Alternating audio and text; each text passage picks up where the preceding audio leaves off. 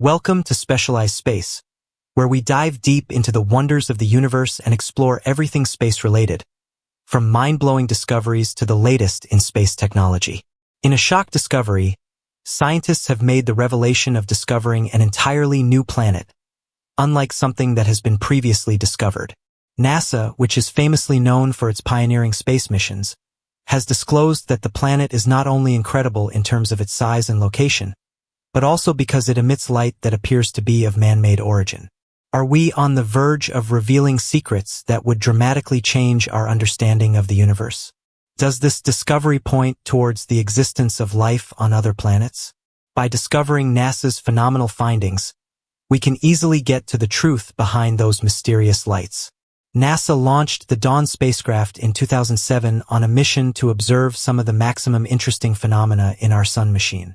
Powered by 3 ion engines, Dawn embarked on its mission with the first order being a 14-month exploration of Vesta, the second largest asteroid in the asteroid belt.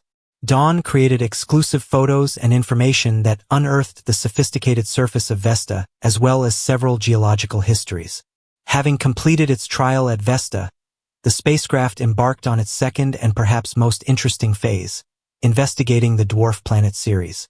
Thanks to its ion engines, Dawn became able to break out of Vesta's orbit and journey to Ceres, which conventional chemical propulsion techniques would no longer be able to do. These engines created a soft push, allowing Dawn to travel enormous distances and establish a strong orbit around Ceres. Ceres was discovered in 1801 by Italian astronomer Giuseppe Piazzi and is the largest object in the asteroid belt between Mars and Jupiter. It was previously the smallest dwarf planet in our solar system before being reclassified in 2006. Ceres, which is approximately 950 kilometers in diameter, is not only the most important and largest object in the asteroid belt, but also one of the most interesting due to its unique roles. Researchers were in a rush to return to the principal specific images of the sky worldwide, and as soon as they arrived, they revealed brilliant locales scattered across its surface, most notably within an incredible crater known as a crater. These brightly colored areas raised alarms and questions immediately among the scientific community. Prior to Dawn's challenge, the nice picture we had of Ceres became a blurry, low-resolution photograph obtained by way of the Hubble Space Telescope.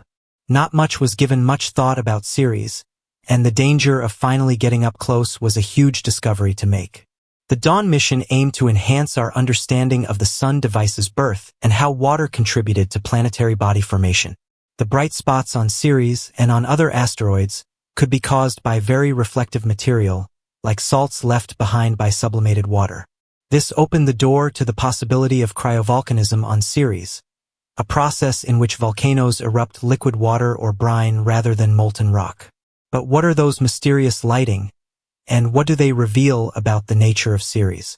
Could they be evidence of active geological hobby? Or could they be hints at something even more wonderfully astonishing? Ceres is distinct from other asteroids in the asteroid belt due to its size, mass, composition, and possibility of containing water and ice. While most rocky asteroids, Ceres is made up more in a comet-like fashion, and that may imply it possesses valuable information regarding the early Sun machine. On a 2-year journey, the Dawn spacecraft commenced its alignment with Ceres early in 2015, marking a landmark moment for space travel. With Dawn's method, pictures of Ceres grew more vivid, showing a world that had been mysterious. The first pictures showed a floor cratered with craters, which indicated a history of impact. However, what truly captured the attention of scientists and space fans were the mysterious bright spots scattered all over the rocky terrain. With improving image resolution, scientists started taking an interest in attempting to commit to memory approximately the nature of these dazzling spots. Could they be patches of ice reflecting the sun? Or might they be something even more out of the ordinary? Speculation ranged from mineral deposits to potential signs and symptoms of cryovolcanic significance.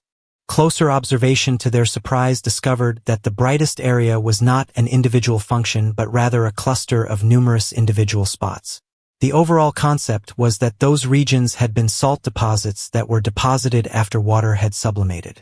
This suggested that Ceres must have, or at least does have, some form of geological process able to bring water or brine to the surface where it quickly evaporates, leaving behind shiny, reflective residues.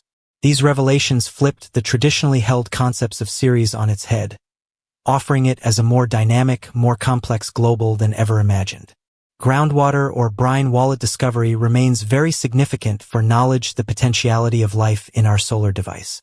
The dwarf planet Ceres is a fascinating world, too often described as an icy global with a rocky, permeable surface. Unlike every other belt asteroid, made up in particular of metal and rock, Ceres is ideal for its particular makeup. Ceres' surface is made up of a mixture of hydrated minerals and water ice, such as clays and carbonates, which cause it to be less dense than its rocky friends. This composition reveals that Ceres has a humongous amount of water. Its surface is rocky but permeable, with ice and other volatiles embedded within, so it's closer to a comet than a standard asteroid. Ceres has an unusual indoors, made up of a soft mantle and a middle filled with water ice, which makes up about 50% of the planet's total amount. Ceres' mantle will probably consist of a mixture of rock and brine, including a denser core material like silicates. With such an enormous amount of water ice, Ceres may have once had liquid water, particularly if its core was heated by radioactive decay early in its history.